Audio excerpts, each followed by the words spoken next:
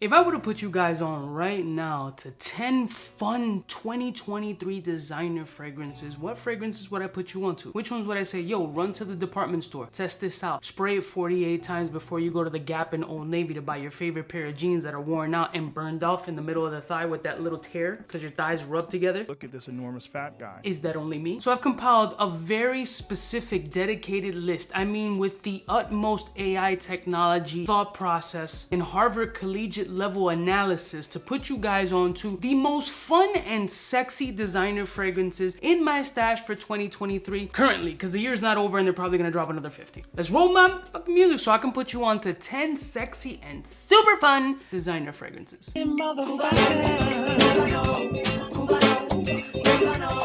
all alone in the yeah, let's friends on the south side in case you cared. Out of all your friends, I want to be Cuba.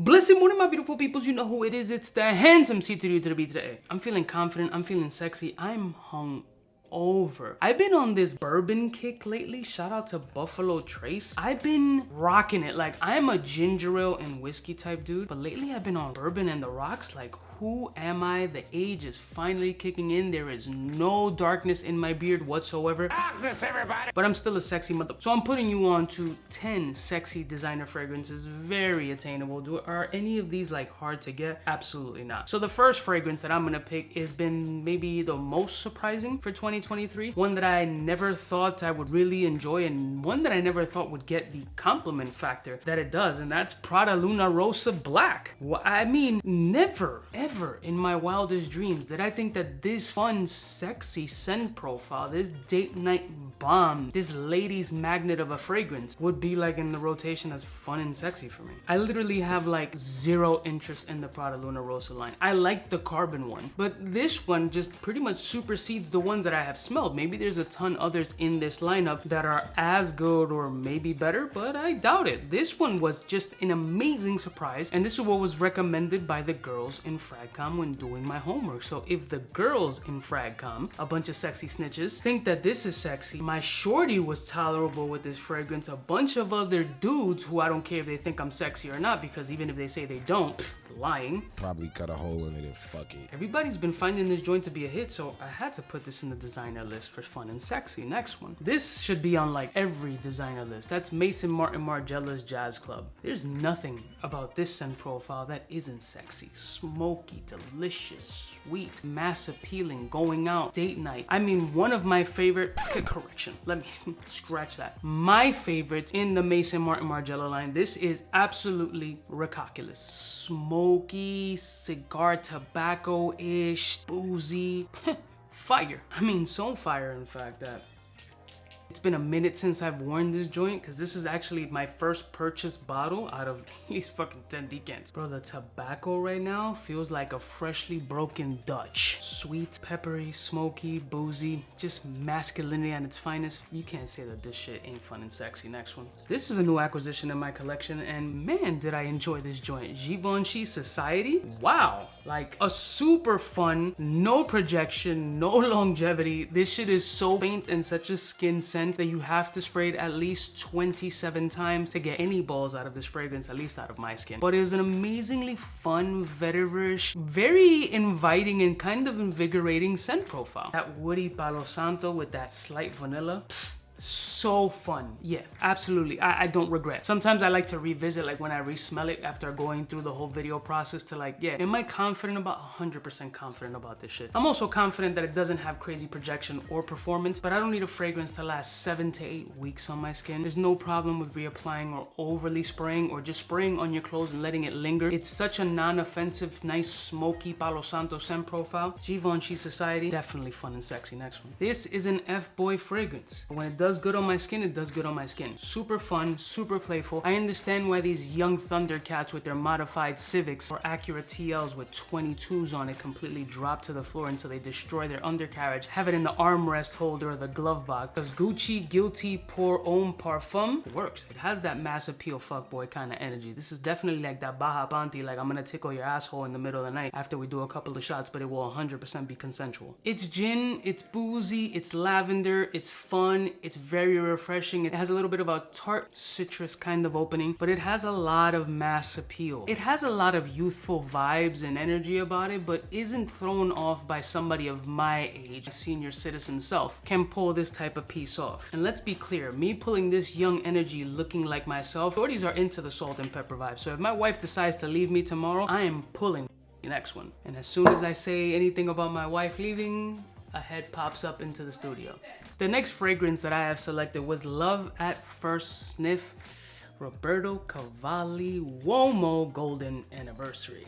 Leather, sweet, ridiculously sexy, almost mouth-watering sweet tonka with this nice, refreshing breath of fresh air of lavender. It's good. It's a little annoying and loud, but so am I. It's kind of clawing in the way that it wants to get your attention and it wants you to be noticed. The leather is very pronounced, but very easy to wear. It has a darkness, it has a richness, it has kind of like this dark humor kind of energy about it, which suits my personality 1000%. Not to mention, if you're looking for an aesthetic appeal, having a crazy gold bottle that is designer on your mantle screaming Roberto Cavalli adds a little bit of a bouginess and self-indulgenceness. Now, next one. The next fragrance was reintroduced in my life as this was something I wore as a youth little man whore, and that was Chanel Allure Homme. This fruity, fun, musky, citrusy, signature scent worthy scent profile brings me back to an extremely fun time. This, I would categorize it as a sexy scent profile, but more on the fun side, with essences of coconut, citrus, vanilla, amber, nice light wood, and that citrus is sharp and sweet followed by a little peachy vibe. You get a little fun, you get playful, you get milky, you get dark, milky, you get some florals, and there's just a lot of fun energy off of this scent profile. This is a fragrance that not many people talk about in the fragrance community. Go to your local Sephora, Macy's, or department store, go by the counter, spray this joint on, and take a little bit of a lap and see what kind of energy you're feeding off of it. You might find that that citrusy peach vibe that comes off, followed by the dry down of that coconut vanilla-ish vibe, really plays off sexy, but more so fun. Chanel Allure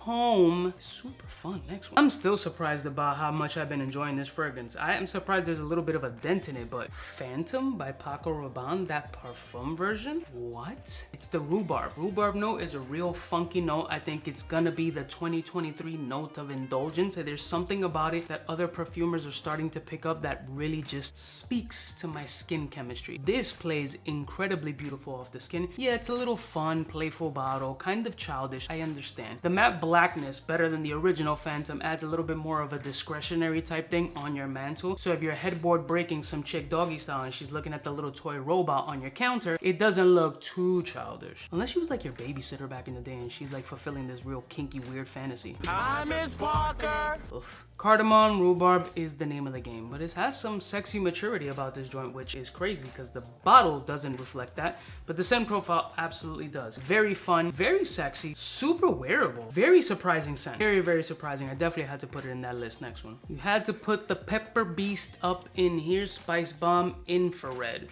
For those who want to be as basic as possible but have the better version of the basic, this would be it. Something in here is absolutely broken. What the hell is that? Bold, sharp, and peppery tobacco is the name of the game in this joint. This, as not being a big fan of anything Spice Bomb, Infrared is one of the ones that really just stuck to me. When it works, and you gotta give credit where credit's due. For me, this is beautifully spicy. The tobacco is very rich, very dark, very smoky, very warm and inviting. That cinnamon peppery vibe, it's more like a dust. It feels like you just put it in a hand and just go and just like a little enveloping smoke dust particle all over you. Also adding this little sour cranberries kind of citrus sweetness to the mix that I love. It's really good off the skin. I need to try more of the Spice Bomb. I've been so thrown off with the original that I haven't indulged in any of the other Spice Bomb fragrances. But this one right now, Infrared, is definitely one that I find fun and sexy for 2023. And can we briefly discuss why this fragrance has a little bit of a hemp note, which I'm a super big fan of, which is Carolina Herrera Bad Boy Le Parfum. This Black Lightning bottle has a beautiful hemp note. Off of my skin, it's quite unusual, a little bit green and herbal, but it's a very sexy scent profile off my skin. The The original feels a little bit youthful and kind of whatever. This one has the same energy, but that little one note, that slight medicinal greenery, feels very fun and playful to me. You just gotta be into that greenery kind of insensamia kind of shit, you know what I'm saying? And if you're as old as me and you know the term insensamia, did you know that was really Spanish for sin semilla, without seeds? I may have mentioned that in a previous video, but I just find it super interesting. Next one. People in my channel might find this one kind of surprising, but Valentino Womo, born in Roma, it's actually really solid, man. It could be that I'm just a big sucker for ginger. Spicy ginger and lavender vibes up in here, followed by that wet, concrete-ish kind of smell. Mineralic, salty scent profile. Works incredible. It's a beautiful scent profile. Very underrated, I feel, in my opinion. I don't know if other content creators really have this on their list as much, but for me, off of my skin, it plays off nice. It doesn't have incredible projection or longevity. It sits in that 5-hour space, which is perfectly fine for me. It's a very subtle flex type scent profile. I find it dry, yet sweet, mineralic, yet salty, and with a little bit of a clear booziness that comes off of my skin. It could be that it's coming through my pores after binging a long night of alcohol. That's how fun I have this shit. This is definitely fun and playful and easily attainable, non-offensive, and you should definitely check this joint out. So these are 10 fun and sexy scent profiles that I feel in 2023 have really kind of brought more attention for me towards the designer space. I've been digging my nails into the niche space for such a long amount of time because there is a lot of versatility going on. I'm hopeful that more designers are gonna start picking up their step and putting a little hitch in their giddy up, and especially to bring more fun, playful aspects with a little bit more of a mature vibe. I feel there's a lot of catering to a lot younger demographic, which is weird because the younger demographics aren't leaving their cribs. They're playing games and TikToking and twerking for grams and doing NPC shit. Ice cream so good. Pickle. What are we doing? This is the type of world that we're living in, that people doing this motion and shit and looking like a fucking robot gets you 10 G's a day. So stop catering to the dudes who are just trying to be on TikTok and cater to the old washed up motherfuckers that are still going out in these streets trying to get young girls to look at them and realizing that it's completely unsuccessful. I love y'all mother suckers from the heart. Check out these fragrances. I'll put a link in the description. Don't forget to like, share, and subscribe, and I'll see y'all bitches next time. You know what is biggest in the game. Smooches.